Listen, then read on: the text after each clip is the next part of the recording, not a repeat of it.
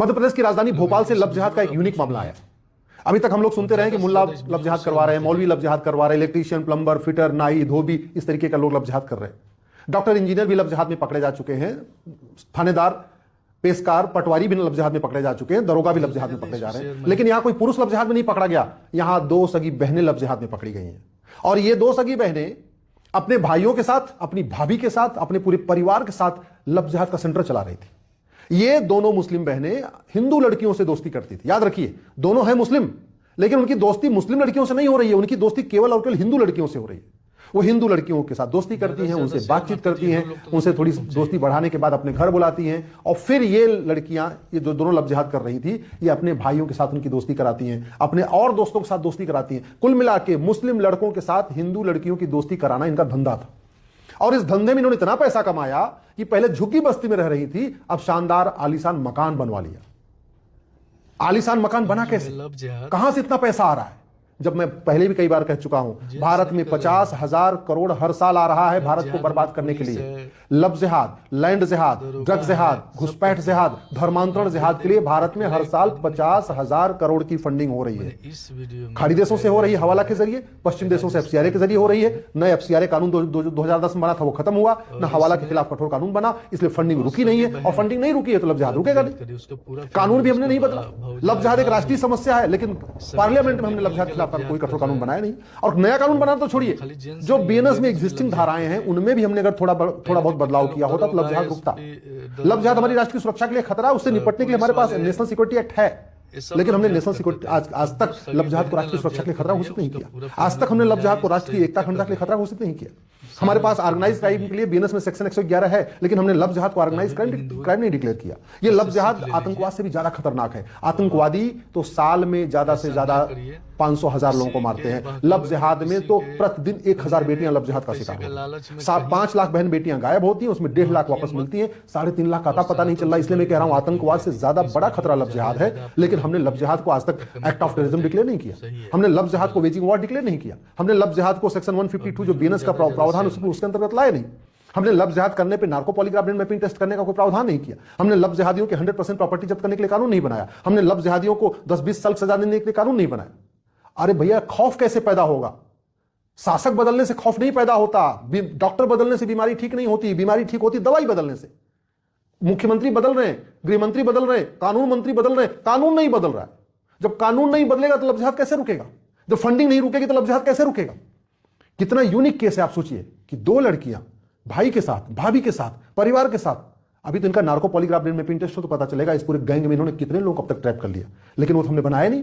पता नहीं किसको बचाना चाह रहे, भ्रष्ट नेताओं को बचाने के लिए नार्को पॉलीग्राफ ब्रेन मैपिंग कानून नहीं बन रहा है, या भ्रष्ट नौकरशाहों को बचाने के लिए लव जिहाद का नार्को पॉलीग्राफ ब्रेन मैपिंग कानून नहीं बन रहा है, या जिहादियों को बचाने के लिए नार्को पॉलीग्राफ ब्रेन मैपिंग कानून नहीं बन रहा है। पता नहीं किसको बचाने के लिए नार्को पॉलीग्राफ ब्रेन मैपिंग कानून नहीं बन रहा है, आज तक समझ में नहीं आ रहा है। यह बहुत बड़ा खतरा हो चुका है, यह कड़वी सच्चाई है। और अभी तो शहरों की बातें मीडिया में आ जाती हैं, शहरों से ज्यादा गांव में लव जिहाद हो रहा है, कस्बों में लव जिहाद हो रहा है। वहां की बातें उठ के मीडिया में नहीं आती हैं। वहां न तो अखबारों के वहां पे पत्रकार हैं, न चैनल के लोग वहां जाते हैं। छोटे छोटे गांव में जाइए, और पर्टिकुलरली जहां ट्राइबल रहते हैं, आदिवासी रहते हैं, दलित रहते हैं, जहां गरीब परिवार रहते हैं, वहां मीडिया पहुंचती नहीं है। न कोई अखबार का पत्रकार पहुंचता है, न न्यूज चैनल का पत्रकार पहुंचता है। इसलिए वहां की खबरें तो बाहर ही नहीं आ रही है। बहुत तेजी के साथ बड़े प्लान्ड वे में पूरे देश में लव जिहाद हो रहा है, और समाधान इसका यही है, भय बिन होय न प्रीत सठे साठ्यम समाचारित। समाधान यही है, लव जिहाद करने वालों की 100% प्रॉपर्टी जब्त की जाए, लव जिहाद करने वालों की नागरिकता खत्म की जाए, लव जिहाद करने वालों को 1 साल के अंदर 10 से 20 साल की सजा दी जाए, तब जाके लव जिहाद रुकेगा। और यह तभी हो सकता है जब लव जिहाद करने वालों का narco polygraph brain mapping test किया जाए।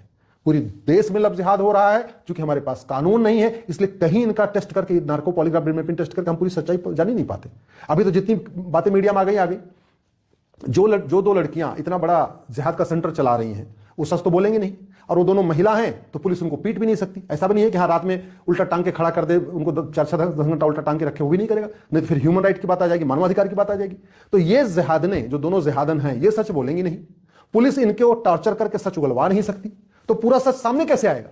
तरीका यही था कि हमारे पास नार्को पॉलीग्राफ ब्रेन मैपिंग कानून होता, इन दोनों बहनों का narco polygraph brain mapping test कर लेते, इनसे पूछते तुम्हें किसने उकसाया, तुम्हारी कौन फंडिंग करता है, तुम कितने लोगों को ऐसे लड़कियों को कन्वर्ट कर चुकी हो, तो सारी की सारी सच्चाई सामने आ जाती। मुश्किल से 2 घंटे लगता, 2 घंटे के टेस्ट में सारी सच्चाई सामने आ जाती। लेकिन अब वो नहीं होगा। अब क्या होंगे? गवाहों के बयान होंगे। लव जिहाद के मामले में जो लड़कियां फंसी होती हैं, शर्म के मारे गवाही देने आती नहीं है। लव जिहाद के मामले में जो लड़कियां फंसी होती हैं, उनके माता पिता चाहते हैं कैसे करके इससे छुटकारा मिले, इनकी शादी कर दे, इनका घर बच जाए। मैं बहुत अच्छी तरीके जिम्मेदारी अच्छी तरीके जानता हूं। जहां लव जिहाद में फंसी हुई बेटियों के माता पिता ने एफआईआर लिखाने से मना कर दिया। लव जिहाद में फंसी बेटियों के माता पिता ने बोला अगर हम एफआईआर कराएंगे, कम से कम 10 साल मुकदमा डिस्ट्रिक्ट कोर्ट में चलेगा, 10 साल हाई कोर्ट में चलेगा, 10 साल सुप्रीम कोर्ट में चलेगा। और अभी तो कुछ लोगों को पता है कि मेरी बेटी लव जिहाद में फंसी है, अगर हम एफआईआर लिखवा देंगे तो अगले 20-30 साल तक पूरी दुनिया को पता चल जाएगा मेरी बेटी लव जिहाद में फंसी हुई है। इसलिए कह रहा हूं, narco polygraph brain mapping test करना अनिवार्य करना पड़ेगा, तब जाके इस पे सजा हो पाएगी। क्योंकि जो पीड़िताएं हैं वो बयान देने आएंगी नहीं, और जब लव जिहाद की पीड़िताएं अपना बयान नहीं देंगी, वो गवाही नहीं देंगी, उनके समर्थन में और कोई और क्यों गवाही देगा? इसलिए सारे के सारे लव जिहाद के मामलों में ये जो जिहादी हैं ये बरी हो जाते हैं। बरी इसलिए हो जाते हैं, सब अपनी इज्जत की खातिर चुपचाप शादी करके अपना घर बसा लेती हैं बेटियां, गवाही देने नहीं आती हैं। सरकार को इसका समाधान निकालना पड़ेगा। समाधान मैंने पहले भी कहा था, 1 नेशन 1 पुलिस कोड बनाना पड़ेगा, 1 नेशन 1 पिनल कोड बनाना पड़ेगा, नार्को पॉलीग्राफ ब्रेन मैपिंग अनिवार्य करना पड़ेगा, 2010 का एफसीआरए कानून खत्म करना पड़ेगा, हवाला के खिलाफ कठोर कानून बनाना पड़ेगा, और जो लोग ऐसे काम में करते हैं उस पूरे गैंग को साल भर के अंदर 10 से 20 साल सजा देना पड़ेगा। साल भर के अंदर पूरे गैंग की प्रॉपर्टी जब्त करना पड़ेगा। साल भर के अंदर पूरे गैंग की नागरिकता खत्म करना पड़ेगा। तब जाके खौफ पैदा होगा। नहीं तो घटेंगे तो कटेंगे, और लगातार हम घट रहे हैं।